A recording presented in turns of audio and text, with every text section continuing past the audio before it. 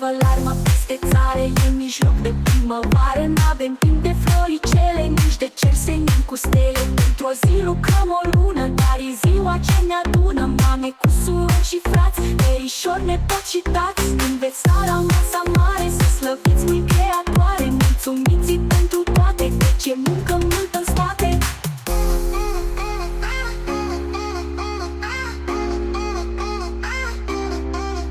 Haide